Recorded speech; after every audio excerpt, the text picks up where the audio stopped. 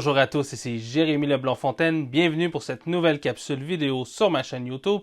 Avant de débuter, je vous invite à vous abonner et à cliquer sur la petite clochette pour recevoir les notifications lorsque je vais publier du nouveau contenu. Donc, aujourd'hui, en fait, je vais vous parler du premier problème que j'ai eu avec mon Nikon 500 mm f5.6 PF.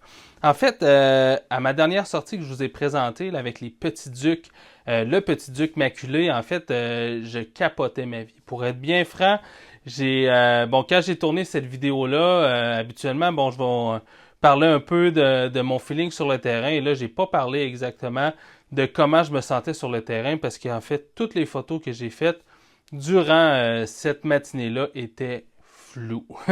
Donc, quand j'étais sur place, vraiment, je capotais ma vie. J'avais beau utiliser une vitesse qui était rapide, j'avais beau être sur le trépied, mettre le retardateur et tout ça. Tout ce qui sortait de mon objectif et de mon appareil était flou. C'était pas hors focus, parce que mon focus, je faisais la mise au point, même en faisant la mise au point avec le live view directement sur le capteur, ça sortait flou. Donc c'était vraiment... j'étais médusé, je ne savais aucunement, j'avais aucune idée c'était quoi le problème, autant avec le D500 qu'avec le 810. Tout ce que j'ai fait ce matin-là était d'une qualité, je dirais, peu acceptable. Donc, c'est vraiment, sur Internet, quand je poste les photos, ça paraît plus ou moins, mais quand je regarde à 100%, c'était vraiment incroyable. Et dans mon dernier vidéo que j'ai publié, je vous ai montré comment protéger votre objectif en mettant un lens coat avec une housse pour la pluie et en mettant un filtre protecteur. Donc, moi, c'est quelque chose que je fais jamais. J'ai aucun filtre sur aucun de mes objectifs. Et comme je vous expliquais dans la vidéo, étant donné que le pare-soleil est très court, je vais dans le bois, je peux frapper des branches et tout ça. J'avais décidé de mettre un filtre protecteur. Ici, c'est un Nikon NC 95 mm. Donc, c'est un filtre. Habituellement, j'en ai utilisé par le passé sur mes objectifs. J'ai toujours eu des bons retours. C'est un filtre de très, très bonne qualité. Et quand je suis sorti faire ma sortie, après, avec la rétrospective, je me disais, qu'est-ce que j'ai changé dans ma manière de photographier? Et ça a pris un petit peu de temps, puis je me suis rendu compte que la seule chose qui avait changé, c'était ça. Parce qu'en fait, je suis ressorti refaire des photos. J'ai photographié des pigargues à tête blanche tout près de chez moi sur la glace. Et j'avais exactement le même problème. J'ai fait des urubus cette même journée-là. Exactement le même problème. Tout ce que je sortais était flou. Et fait que là, je me suis vraiment demandé qu'est-ce qui se passait. Et donc là, j'ai pensé au filtre. Et ce matin, je suis sorti à l'extérieur. Donc j'ai fait une première série de photos avec le filtre qui était déjà monté sur l'objectif. Et j'ai fait une deuxième série de photos sans le filtre. Et là, la révélation... Ma première série d'images était vraiment floue et ma deuxième série d'images était complètement sharp. Donc, c'est vraiment le filtre qui a causé ça. Puis en fait, j'aurais pu penser peut-être qu'en rajoutant un filtre, parce que là, je repense à mes photos du petit duc maculé, puis en fait, c'est que je me dis, c'est peut-être un effet sur la mise au point qui se fait pas exactement au même endroit. Mais j'ai fait la mise au point avec le live view, j'ai fait sur l'arbre, en fait, sur le tour du tronc, il n'y avait pas de plan de focus qui était net, en fait. Donc, si jamais ça avait eu un impact sur l'endroit où la mise au point se faisait, j'aurais eu un petit peu en arrière ou un petit peu en avant, mais là, c'était complètement flou.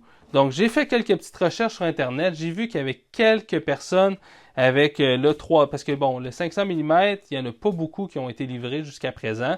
Donc, il n'y a pas beaucoup de reviews là-dessus. Le 300 mm PF, donc il y a le même système de lentilles Fresnel à l'intérieur. Il y a certaines personnes qui ont eu des problèmes avec des polarisants. Avec des filtres comme ça, pour le moment, j'ai pas lu rien sur Internet qui disait qu'il y avait des gens qui avaient eu ce même problème-là. Mais donc, je vais approfondir un petit peu plus la chose. Je vais tester le filtre sur mon 200-500 parce qu'en fait, c'est le même diamètre de filtre. Mais il y a de quoi de vraiment étrange qui s'est passé. Et donc, le 500 mm PF avec un fil de protection à ne pas faire. Donc, je vais vous montrer quelques images, justement. Donc, je vais vous montrer des crops justement un peu à 100%. Donc, de ce que j'avais fait avec les petits ducs maculés. Donc, il avait vraiment fallu que je pousse la netteté dans Lightroom pour avoir de quoi qui ressemblait à un semblant de netteté. Donc, la netteté, on ne peut pas en créer si une image est floue à la base. On peut vraiment pas, on peut pas recréer cette netteté-là. Donc, toute ma série, en fait, de ce que j'ai fait ce matin-là, donc c'est vraiment, c'est nul. Vraiment, là, bon, j'ai des belles petites actions et tout ça, mais tout ce que j'ai fait, c'est capote. C'est vraiment à mettre à la poubelle. Et donc, je vais vous montrer également des crops 100% de ce que j'ai fait ce matin. Donc, ça ici, c'est quand j'ai la première photo que je suis sorti avec le fil de protection neutre. Donc, c'est vraiment un filtre complètement transparent. Et on peut voir vraiment là, qu'il y a un flagrant manque de netteté. Et donc, la prochaine photo, c'est la photographie que j'ai prise en enlevant le filtre. Et là, boum, la netteté est revenue, le détail est revenu. Donc, c'est vraiment incroyable la différence que ceci vient apporter sur cet objectif-là. Je ne sais pas si c'est le fait que ce soit des lentilles Fresnel à l'intérieur avec un filtre, parce que ces genres de filtres-là, de bonne qualité, habituellement, ça n'a aucun effet sur la netteté de l'image. Comme ici, c'est un système qui est relativement nouveau, un système de fabrication d'objectifs qui est relativement nouveau. Par contre, ils ont mis des filets à l'avant. Donc, s'il y a des filets à l'avant, c'est que cet objectif-là est théoriquement censé recevoir les fils puis pas avoir de problème. Donc, bref, je voulais quand même vous partager ces petites trouvailles-là parce que, bon, ça va peut-être éviter à certaines personnes d'avoir à acheter un filtre à 150-200$ et finalement, ben, pas pouvoir l'utiliser. Donc, voilà. J'espère que ça va vous être utile. Partagez avec vos amis si jamais vous avez des amis qui font de la photographie animalière puis qui pourraient penser acheter ceci, ça leur serait grandement utile, ça va leur faire éviter d'acheter un fil pour rien et donc de dépenser de l'argent pour rien. Donc j'espère que vous avez aimé, cliquez j'aime, commentez, laissez-moi vos impressions, laissez-moi si vous avez cet objectif-là, laissez-moi vos commentaires dans la description si vous avez eu le même problème. J'aimerais bien le savoir. Partagez avec vos amis, abonnez-vous si ce n'est déjà fait, puis on se dit à la prochaine capsule. Allez, bye bye!